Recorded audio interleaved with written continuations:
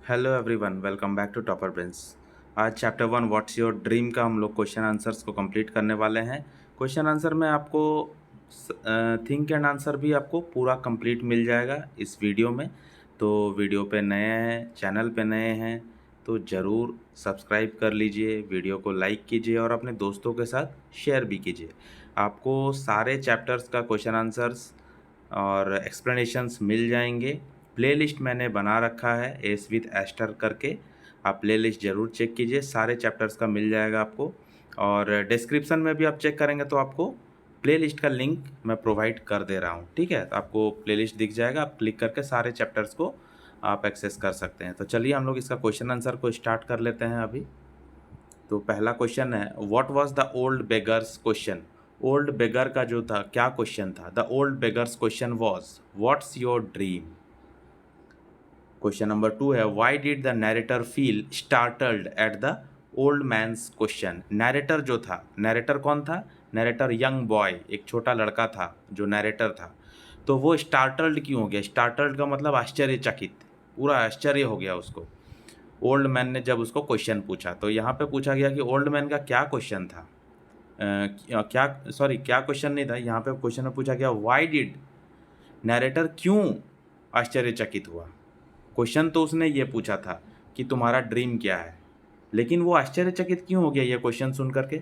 The narrator मतलब वो लड़का, बॉय ब्रैकेट में मैंने दे दिया है, was startled at the old man's question because the question was very surprising and it was in English. पहला तो वो बहुत सरप्राइजिंग क्वेश्चन था क्योंकि वो जो लड़का था, नैरेटर था, वो अपने ड्रीम के बारे में ऐसा कुछ अंदर से प्लानिंग नहीं किया था, सोचा भी नहीं था, और उसको अचानक से ऐसा पूछ दिया कि तुम्हारा ड्रीम क्या है। और दूसरा चीज़ ये कि बेगर था वो, और वो इंग्लिश में बात करके पूछा। जनरली बेगर्स उस टाइम पे इंग्लिश नहीं बोलते थे, तो वो बहुत रेयर केस था, इसलिए उसको आश्चर्यचकित हो गया। ठीक है, startled. What was the narrator's dream. Actual में नैरेटर का ड्रीम क्या था, उस यंग बॉय, उस छोटे लड़के का ड्रीम क्या था। Narrator's dream was to have a room of his own.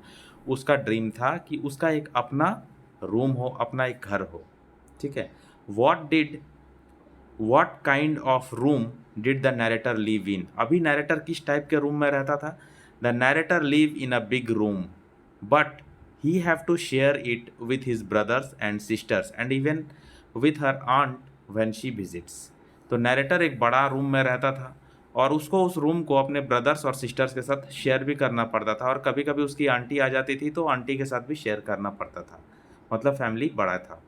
Question number 5, how did the old beggar know that the narrator was a dreamer. Old beggar जो था उसको कैसे समझ में आया, कैसे पता चला कि ये जो लड़का है, नैरेटर जो है, ये ड्रीमर है, सपने देखने वाला है। The beggar came to know the beggar came to knew that the narrator was a dreamer when he saw the narrator sitting on the lychee tree all afternoon dreaming, though it was not a lychee season। बेगर को इसलिए ऐसा पता चल गया कि ये जो लड़का है, ये जो नैरेटर है, ये सपने देखने वाला है, कि क्योंकि वो देखा कि वो जो नैरेटर था, वो जो लड़का था, वो लीची पेड़ के डाल पे वो बैठा हुआ था पूरा दोपहर, वो सपने देख रहा था पूरा दोपहर, जबकि वो लीची का सीज़न नहीं था। लीची का सीज़न नहीं था, फिर भी लीची के पेड़ पे वो चढ़ा हुआ था और अपना ध्यान में वो सपने देख रहा था। तो इसी क्रम में उसको, वो जो ओल्ड बेगर था, उसको वो देख लिया, तो उसको ऐसा समझ में आ गया कि ये जो लड़का है, ये सपने देखने वाला लड़का है, इसका भी कुछ सपना है। उसके बाद है बी। बी में एक्सट्रैक्ट दिया गया जिसके ऊपर क्वेश्चन बेस्ड है। अ room of your own, a tree of your own, it's the same thing, dot dot dot मैंने किया है, मतलब बुक से आपको देख के लिख लेना है क्वेश्चन को। तो यहाँ पे पूछा गया कि ये लाइन किसने कहा और किससे कहा। Who said these lines and to whom। ये लाइन कहा था बेगर ने। The beggar said these lines to the boy. Boy कौन है, नैरेटर है। कहानी को जो सुना रहा है वही नैरेटर कहलाता है, और इस स्टोरी को जो सुना रहा है वो छोटा लड़का खुद है। ठीक है, और इसीलिए वो नैरेटर भी है। लेकिन ये जो लाइन दिया गया है, इसका स्पीकर कौन है, इसका स्पीकर जो है वो बेगर है। वाई डिड द स्पीकर से a tree of your own. उस स्पीकर ने, स्पीकर मतलब बेगर, बेगर ने ऐसा क्यों कहा कि a tree of your own? A room of your own बोला तब तो ठीक है कि वो तुम्हारा एक रूम होगा, लेकिन ये क्यों बोला कि तुम्हारा एक ट्री भी होगा? द बेगर या the speaker said this because he knows that the boy wants to spend his time on the tree and dream freely. क्योंकि उसको पता था, बेगर को पता था कि ये जो लड़का है ये चाहता है अपना समय को पेड़ के ऊपर बिताए और अपने सपने को फ्रीली देखे, फ्रीडम में देखे, कोई उसको रोक टोक ना हो, उसको फ्री टाइम चाहिए। ऐसा बेगर को समझ में आ गया, क्योंकि देख रहा था वो कि पूरा आफ्टरनून वो लीची पेड़ के ऊपर में डाल पे पड़ा हुआ है, अपने सपने देख रहा है, तो उसको समझ में आ गया कि इस लड़का को क्या पसंद है। एक ट्री चाहिए, इसको ट्री के डाल पे बैठना पसंद है, सपने देखना पसंद है उस ट्री के ऊपर चढ़ करके। ठीक है, तो इसीलिए वो शायद ये बोल दिया कि a tree of your own, तुमको एक रूम भी चाहिए, एक ट्री ऑफ योर ओन भी चाहिए। ठीक है। According to the speaker, why can't many people have their own rooms? Speaker के अनुसार, मतलब वो बेगर के अनुसार, स्पीकर यहाँ पे वो जो ऊपर दिया गया एक्सट्रैक्ट है वो स्पीकर कौन है, उसको स्पीक किया है बेगर ने। इसीलिए यहाँ पे स्पीकर जब जब बोलेंगे तो समझ जाना बेगर को बोल रहे हैं। ठीक है, तो स्पीकर ऐसा क्यों समझा, मतलब स्पीकर के अनुसार ऐसा क्यों है कि बहुत सारे लोगों का अपना घर नहीं होता, अपना रूम नहीं होता है। According to the speaker, population and price of land is growing and it is not easy to have own rooms for the people. That's why many people can't own their room.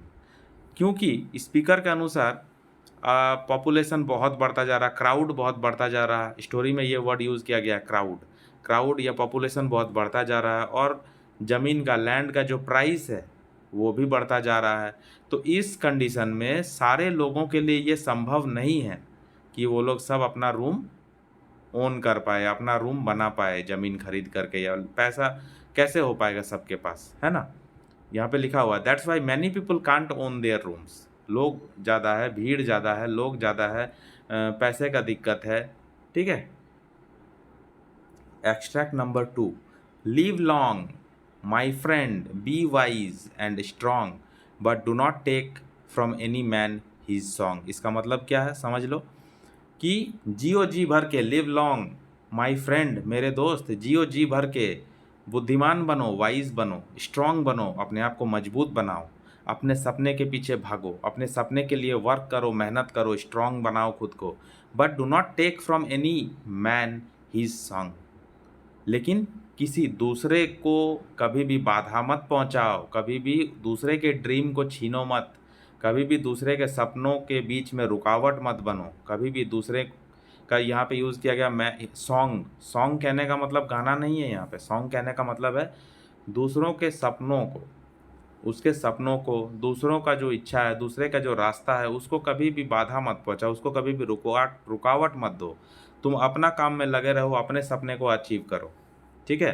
तो ये किसने कहा था, ये old beggar ने कहा था। Who said this lines and to whom? The beggar said this lines to the boy. यहाँ पे ओल्ड भी आप लगा सकते हैं, ऐसे भी बेगर भी लिखेंगे तो चलेगा। What did the speaker mean by do not take from any man his song? तो मैंने अभी जस्ट बताया इसका मतलब क्या है। The speaker mean to say that always follow your dream but never obstruct others dream and never take others dream. दूसरे के ड्रीम में कभी रुकावट मत बनो, कभी रुकावट पैदा मत करो, और दूसरे के ड्रीम को कभी छीनो मत, दूसरे के सपनों को कभी छीनो मत। Pick out a pair of rhyming words from the lines stated above. ये जो 2 लाइन दिया गया है इसमें राइमिंग वर्ड का पेयर निकालो। तो मैंने 2 पेयर निकाल दिया, आपको एक ही लिखना है, लॉन्ग स्ट्रॉन्ग, एक स्ट्रॉन्ग सॉन्ग, दोनों में से कोई एक लिख लो। इसके बाद है think and answer. Think and answer का पहला क्वेश्चन है, तीनों क्वेश्चन बहुत ही अच्छा क्वेश्चन है इस थिंक एंड आंसर का। How can one lose all that he or she has achieved in life? कोई इंसान लाइफ में कुछ अचीव करता है, कुछ पाता है, कोई सक्सेस पाता है, तो कैसे वो इसको लूज़ कर सकता है, कैसे इसको खो सकता है, सक्सेस कैसे खो सकता है? One can lose all that he or she has achieved in life when he or she become greedy.